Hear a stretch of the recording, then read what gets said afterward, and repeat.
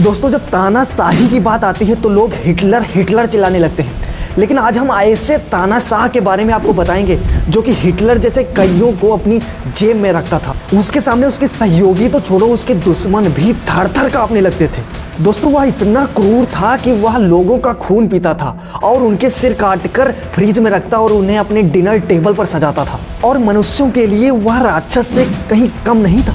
दोस्तों, ये तानाशाह इतना क्रूर था कि जिसके कारनामे सुनकर आपके रोंगटे खड़े हो जाएंगे। दोस्तों, वीडियो शुरू करने से पहले आपसे गुजारिश करता हूं कि वीडियो को लाइक कर दीजिएगा, जिससे हमें मोटिवेशन मिलता है और हम घर वालों की मार से भी बच जाते हैं।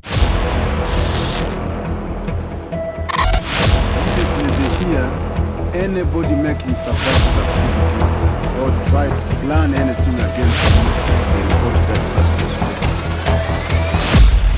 दोस्तों, हम बात कर रहे हैं युगांडा के तानाशाह ईडी अमीन की, जो कि ये एक युगांडा का सैन्य अधिकारी था। दोस्तों, इसके नक्षत्र इतने खराब थे कि इसके जन्म के वक्त ही इसके पिता ने इसे छोड़ दिया था, लेकिन इसकी मां ने थोड़ी बहुत दया दिखाते हुए इसकी परवरिश की थी। साल 1941 में इसने एक इस्लामिक स्कूल में दाखिला लिया। दोस्तों, यह अपनी नालायकी की वजह से चौथी कक्षा पास किए बिना ही स्कूल से भाग आया था। दोस्तों, एक गब्बर बनने के चक्कर में छोटे मोटे गुंडों वाले काम करने शुरू कर दिए। फिर यह 1946 में एक रसोइये के रूप में ब्रिटिश सेना में शामिल हुआ, और फिर साल 1947 में उसे पैदल सेना में केन्या भेजा गया था। दोस्तों, यह वहाँ जाकर सेना में महिषासुर राक्षस के समान लड़ा और दुश्मनों को ऐसी धूल चटाई कि वह दोबारा साहस भी नहीं कर सकते थे उससे लड़ने के लिए। दोस्तों, उसके अंदर इतना कॉन्फिडेंस आ गया था कि वह लोगों को जिंदा दफना देता था। इन्हीं सभी वीरताओं को देखकर उसे ऊंचे पदों पर पदोन्नत कर दी गई। 1953 में इन्हीं प्रमोशंस के चलते उसे सेना का कमांडर नियुक्त कर दिया गया था। दोस्तों, ईडी अमीन का एक दोस्त था जिसका नाम था मिल्टन ओबोटे, जो कि युगांडा का राष्ट्रपति था। इसी ने ही ईडी अमीन को सेना का कमांडर नियुक्त किया था। दोस्तों, ईडी अमीन को अंदर ही अंदर लग रहा था कि मेरा दोस्त उगांडा का राष्ट्रपति है, लेकिन मैं सिर्फ एक सेना का कमांडर बनकर रह गया हूँ।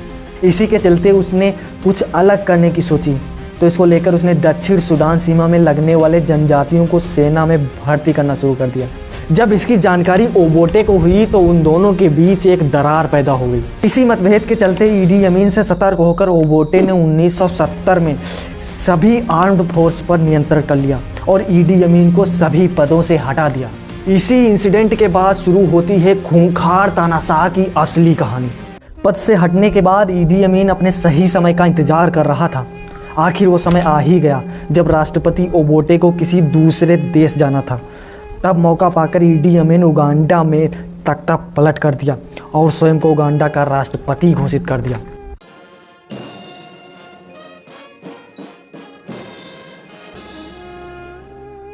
अब सत्ता पाकर उसने अपनी असली क्रांति शुरू कर दी।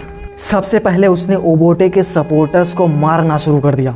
ईडी अमीन ने जनता से अच्छे वादे किए, लेकिन अपने वादों के विपरीत कार्य करना शुरू कर दिया। अब उसने देश में रह रहे एशियाई लोगों को भगाना शुरू कर दिया, और जो लोग भागना नहीं चाहते थे उनको कमरे में बंद कर जहरीली गैस छोड़ देता था, जिससे लोग तड़प तड़प कर मरते थे, और जिनमें थोड़ी भी जान रह जाती थी उन्हें अपने हाथों से खांद कर मगरमच्छों को खिला देता था। और वह खुद ही लोगों का सिर काट लेता था और उन्हें फ्रिज में रख देता था, फिर उन्हें अपने डिनर टेबल पर सजाकर भोजन करता था। दोस्तों, उसने हैवानियत की सीमा यहाँ तक लांघ दी थी कि बताया जाता है कि वह लोगों का खून भी पीता था। दोस्तों, उसने अपनी तानाशाही के कार्यकाल में लोगों को ऐसी यातनाएं दी जिसे आप सपने में भी नहीं सोच सकते हो। दोस्तों, वह लोगों को कमरे में पानी भरकर उसमें करंट छोड़ देता था, जिससे लोग तड़प तड़प कर मरते थे। दोस्तों, ऐसा माना जाता है कि उसने अपने कमरों में 10 लाख से भी ज्यादा लोगों को दर्दनाक मौत देकर समाप्त कर दिया था। दोस्तों, उसने अपने ही हाथों उगांडा की इकोनॉमी भ्रष्ट कर दी थी। दोस्तों, इस काले कलूठे दानव की 6 पत्नियां थीं, और ऐसा माना जाता है कि देश भर में इसकी 30 गर्लफ्रेंड्स थीं। दोस्तों, यहाँ पर तो अच्छे अच्छे हैंडसम लड़कों की तो एक भी बनना मुश्किल है। तो दोस्तों, आप समझ सकते हैं कि तानाशाही की ताकत क्या होती है। तो यह सुनकर दोस्तों आप तानाशाह बनने की कोशिश मत करने लग जाना। तो friend, this was the only for the comedian purpose. आगे बात करें तो दोस्तों, उसने अपनी देश की इकोनॉमी बढ़ाने के लिए उसने तंजानिया पर आक्रमण कर दिया, लेकिन दोस्तों वहाँ पर इस भड़वे की हार हो गई, जिससे डरकर डरपोक तानाशाह लीबिया भाग गया और फिर वहाँ से सऊदी अरबिया। फिर 16 अगस्त 2003 को दूसरों के अंग खाने वाले के ही अंग फाइल हो गए। जिससे धरती को इससे छुटकारा मिल गया।